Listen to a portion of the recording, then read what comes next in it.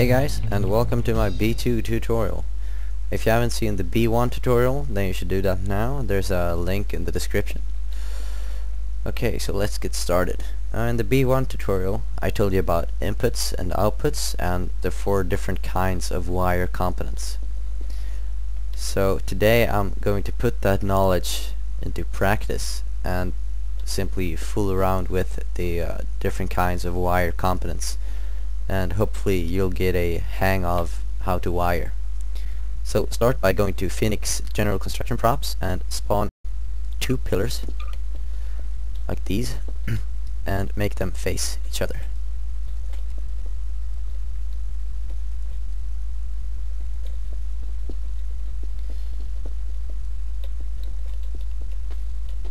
Yeah, that's good.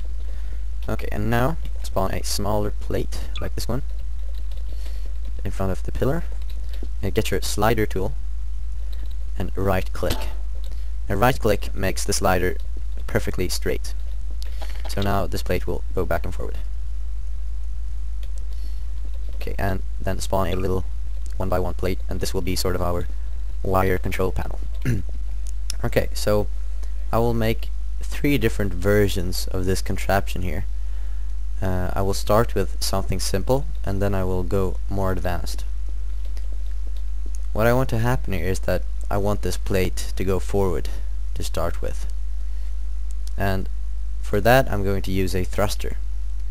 But like I said in the B1 tutorial, for a thruster to work you need an input, which is a value.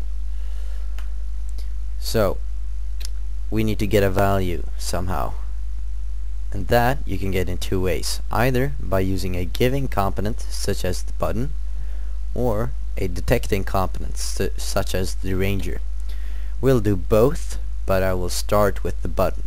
So go to wire IO and button.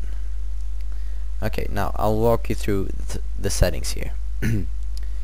First off, pick a button model. I'm going to pick this green one, it's cool. And then you have 2 check boxes. The first one is toggle, and if this is checked, it means that when we push our button it will stay pushed until we push it again, but we don't want that, so uncheck toggle. Output entity, I have no idea what that is, but it's not important for us.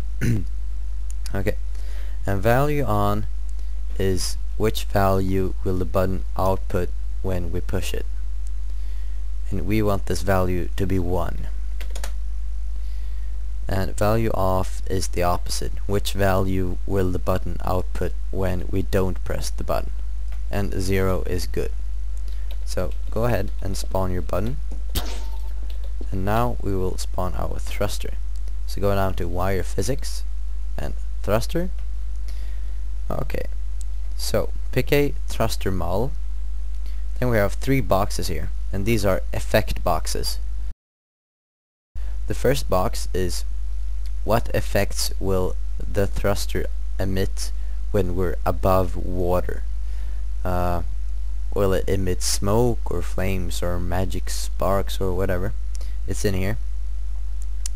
And the second box is what effects will the thruster emit when it's underwater. Just keep these at no effects for now.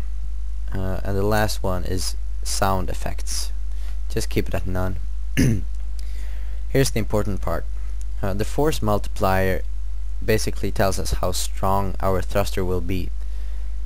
The force multiplier determines how much our input value will be multiplied. For example, if we input a value of 1 into the thruster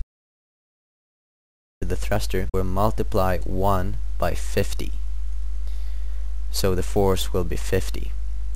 And the force minimum is the minimum force of the thruster. Now we want our force minimum to be 0, because if the force is a negative value it will go backwards. So if you want a thruster that can go both backwards and forwards, you need a minimum which is negative. But we don't need that for now. And the force maximum is the opposite, and this can be 50. That's good. And bidirectional means will our thruster be able to go backwards and forwards. But we only want our thruster to go forward, so uncheck bidirectional. Collision is not important. Works out of water, yes, this has to be checked. And works underwater, yeah, sure, why not? So go ahead and spawn your thruster. Okay, now get your wiring tool out. And there are two kinds of wiring tool. There is the wire tool and the wire advanced tool. Now the difference is that the wire advanced tool, when you aim at a component, it will show all available inputs in a scrollable list, while the wire tool will only show one input at a time, so you have to click yourself through the list. I'll go with wire advanced for now. Okay, so I'll wire our thruster to our button and I will explain what's happening.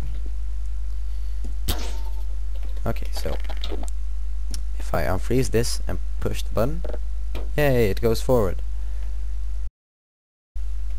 Okay, so what's happening is that currently we're not pressing the button, and as we said, the button will not output any value, or it will output a value of 0 when we don't push it.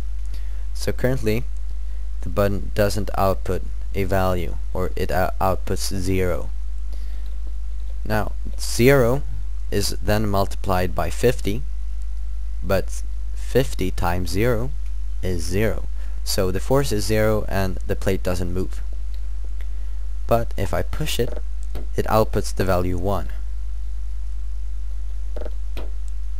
So when I push it, it outputs the value 1 that goes into the thruster and is multiplied by 50, our force multiplier. And so the force becomes 50 and the plate moves.